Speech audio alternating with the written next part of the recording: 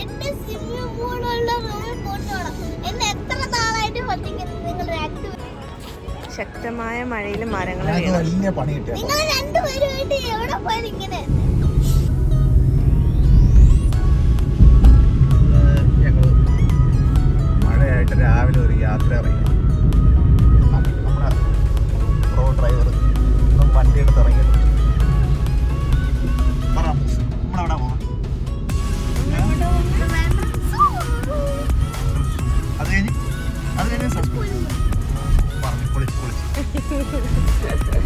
എല്ലാരും പോകുന്ന സ്ഥലങ്ങളൊക്കെ തന്നെ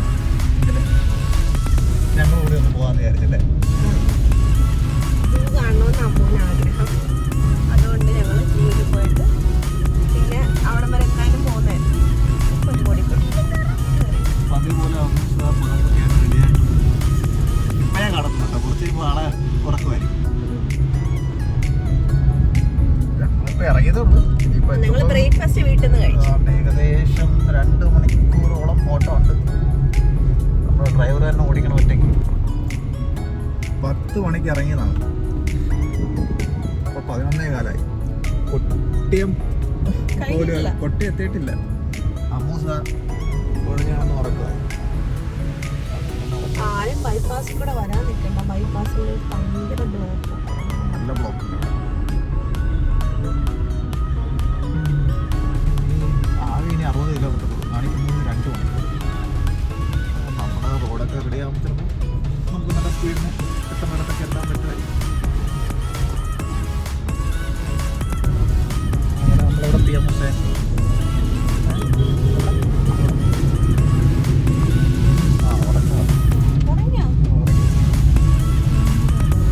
ഇടയ്ക്കൊന്ന് ഗ്യാപ്പിൽ സ്നാക്സ് കഴിക്കാൻ വേണ്ടി കഴിച്ചിട്ട് പിന്നെ കയറി കിടന്നു. അങ്ങനെ നമ്മൾ തിരുവനന്തപുരം എത്തി. ഏകദേശം ഒരു 7 കിലോമീറ്റർ എന്റെ സ്വിമ്മിംഗ് പൂളുള്ള റൂമിൽ പോകണം. എന്നെ എത്ര നാളായിട്ട് പറ്റിക്കുന്നത് നിങ്ങൾ രണ്ടുപേരുമായിട്ട് പറ്റിക്കുന്നത്. ഞങ്ങൾക്ക് വലിയ പണി കിട്ടിയ നിങ്ങൾ രണ്ടുപേരുമായിട്ട് എവിടെ പോയാലും ഇങ്ങനെ ചുമ്മാടെ ഞങ്ങളുടെ കുറ്റം കൊണ്ടല്ല. ഞങ്ങൾക്ക് വലിയ പണി കിട്ടി. ഞങ്ങൾ ഇവിടെ എത്തിയപ്പോൾ പറഞ്ഞ് സൂവിൽ ഏതോ മരമൊക്കെ മുറിഞ്ഞ് വീണ് മൊത്തത്തിൽ സൂ ക്ലോസ് ചെയ്തേക്കാണ്. അതുകൊണ്ട് സൂവിൽ കയറാൻ പറ്റത്തില്ല. ഗാലറിയിലും മ്യൂസിയത്തിലും കയറാം. ഇത് കേട്ടപ്പോൾ അമ്മൂസ് പറയാ എവിടെ അമ്മൂസിന്റെ ഷൗട്ടിങ് അതായിരുന്നു. അമ്മൂസിന് പകരമായിട്ട് സ്വിമ്മിംഗ് പൂളുള്ള റൂം എടുക്കണം രാത്രി ഈ തണുപ്പത്ത് മഴയത്ത്. പിന്നെ ഏതെങ്കിലും വെള്ളച്ചാട്ടത്തിൽ ഞാൻ കല്ല് വെച്ച് നടത്തും. ഇപ്പൊ എന്താ ചെയ്യും? സൂ ക്ലോസ് ആയതിന്റെ വിഷമത്തിലാണ് കേട്ടോ അമ്മൂസ്. എന്നാ ചെയ്യാനാ, മഴ പെയ്തിട്ട് ഇവിടെ മരങ്ങളൊക്കെ ഒടിഞ്ഞു വീണിട്ട് അങ്ങനെ ക്ലോസ് ചെയ്തേക്കാന്ന് അവർ പറഞ്ഞത്. വെക്കേഷൻ ആയതുകൊണ്ടാണെന്ന് തോന്നുന്നു. അത്യാവശ്യം നല്ല തിരക്കുണ്ട് കേട്ടോ. നല്ല ആൾക്കാരും ഫാമിലിയും എല്ലാം ഉണ്ട് ഇവിടെ. ഫാമിലി ടിക്കറ്റ് ആയതുകൊണ്ട് 40 രൂപയുള്ളൂ. അല്ലെങ്കിൽ ഒരാൾക്ക് ഇത് ശരിക്കും 20 രൂപയുടെ ടിക്കറ്റാണ് കേട്ടോ. ഇവിടെ വീഡിയോസ് അലൗഡ് അല്ലാത്തതുകൊണ്ട് നമ്മൾ കുറച്ച് ഫോട്ടോസ് ഇൻക്ലൂഡ് ചെയ്തിട്ടുണ്ട്.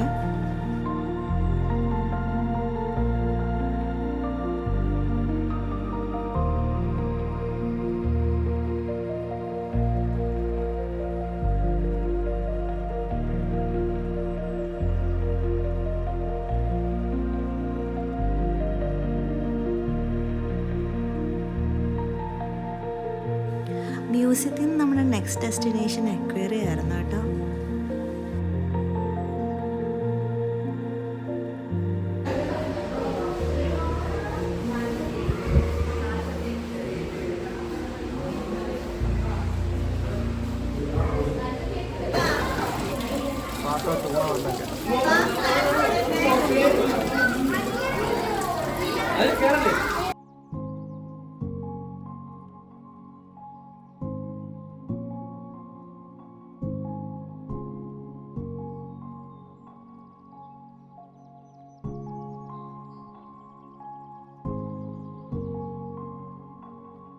നമ്മൾ വന്ന ഡെസ്റ്റിനേഷൻ സൂ ആണ്. പക്ഷേ ഇവിടെ എന്തോ പണി നടക്കുന്ന കാരണം പൂട്ടിയിട്ടേക്കും. നാച്ചുറൽ ഹിസ്റ്ററി മ്യൂസിയത്തിലാണ് കേട്ടോ വന്നത്. എല്ലായിടത്തും ടിക്കറ്റ് കൗണ്ടറുണ്ട്, പക്ഷെ അതിനകത്തൊന്നുമില്ല.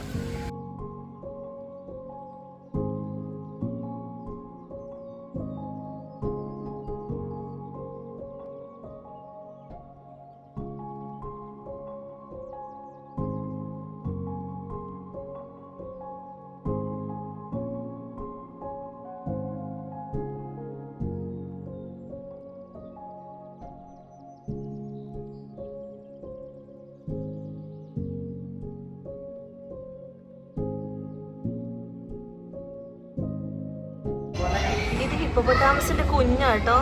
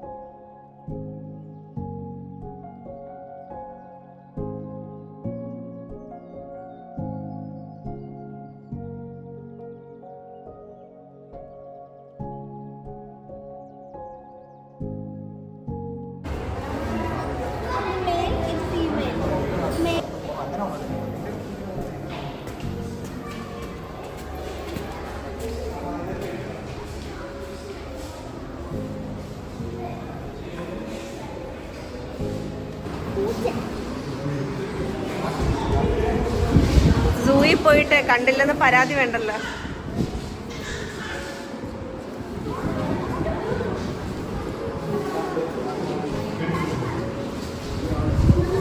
സൂ പൂട്ടിൻ്റെ ഭയങ്കര വിഷമം ഉണ്ടായിരുന്നു കേട്ടോ. എന്തായാലും ഇതൊക്കെ കാണാൻ പറ്റിയ സന്തോഷമായി കാണും.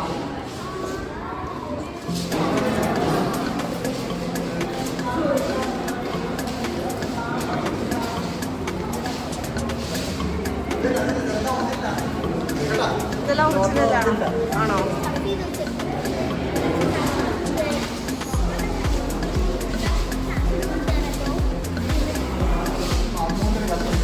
പ്രവീണിന്റെ കൂട്ടുകാരനാന്ന് പറഞ്ഞൊരു കൊരങ്ങനെ വിളിച്ച് കാണിച്ചു കൊടുക്കാം കേട്ടോ.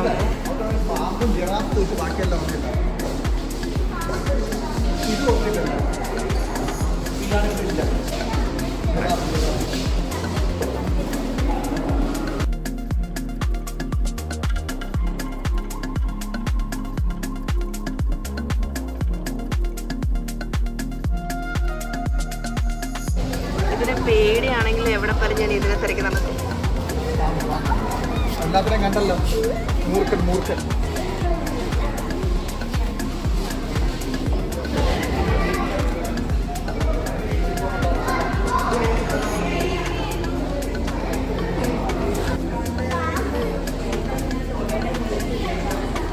ഇതെല്ലാം ആർട്ടിഫിഷ്യലാണെന്ന് തോന്നുന്നു. നമ്മുടെ ഓരോ സ്റ്റേറ്റിൻ്റെ ട്രഡീഷണൽ ഡ്രസ്സസ് ആണ്.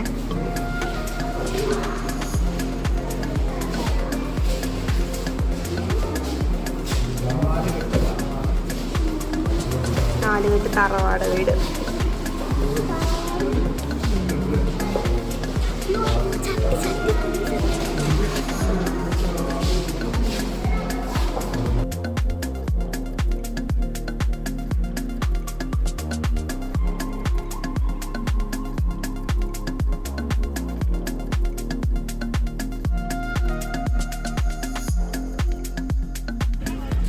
ശക്തമായ മഴയിൽ മരങ്ങൾ വീണെന്ന്, അതുകൊണ്ട് സൂവിൽ കയറാൻ പറ്റത്തില്ല ഗൈസ്. തീറ്റേക്കാണ് ഗൈസ്. പക്ഷേ ഇനി അകത്തോട്ട് നോക്കിയാൽ എൻ്റെ അകത്തോട്ട് കയറുമ്പോൾ തന്നെ വല്ലാത്തൊരു പ്രത്യേക തണുപ്പും ഒരു വല്ലാത്തൊരു അറ്റ്മോസ്ഫിയർ ആട്ടോ. നമ്മളിപ്പോൾ പോകുന്നത് രവിവർമ്മയുടെ ഒരു ആർട്ട് ഗാലറിനകത്തുണ്ട്. അതിലോട്ട് നമുക്ക് കയറാൻ പറ്റും. അതിലോട്ട് എന്തായാലും സൂ പോക്ക് നടന്നില്ല. നമുക്ക് സൂ നാളെ ഓക്കെ. അവർ പറഞ്ഞ് നാളെ റെഡി ആവുന്നു.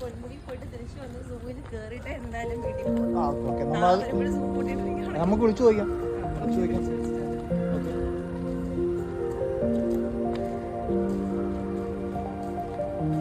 ഇത് സൂയി പോകുന്ന കൊണ്ടുവന്ന വണ്ടിയാ.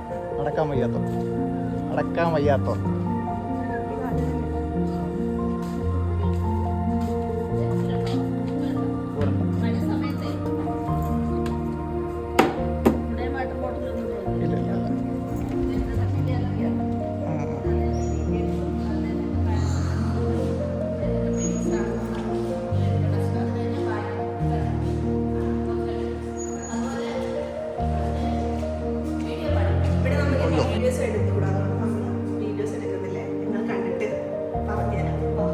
ഫോട്ടോസ് എടുക്കാം.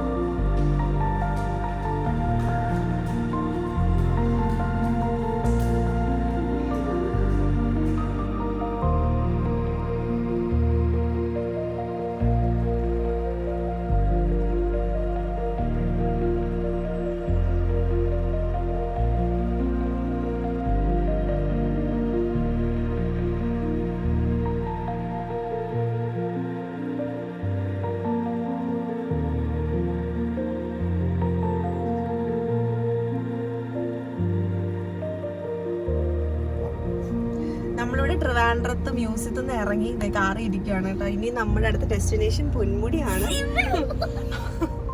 അപ്പൊ അമ്മൂസിന് സ്റ്റേ ചെയ്യാൻ സ്വിമ്മിംഗ് പൂൾ ഉള്ള റൂം അല്ലെങ്കിൽ കാറിന് ഇറങ്ങത്തില്ല എന്നും പറഞ്ഞ് ഇവിടെ കിടന്ന് ഗുസ്തി ഇട്ടോണ്ടിരിക്കുക. അപ്പൊ നമ്മള് പോകുന്ന വഴി സ്വിമ്മിംഗ് പൂളുള്ള റൂം തപ്പിയെടുക്കും. ഈ തണുപ്പത്ത് എങ്ങനെ അത് മാത്രമല്ല സൂയിലും കയറാൻ പറ്റില്ല എന്ന് പറഞ്ഞു. അപ്പൊ ഈ തണുപ്പത്ത് എങ്ങനെ സ്വിമ്മിംഗ് പൂളിൽ കുളിക്കുന്നു എനിക്കറിയാം.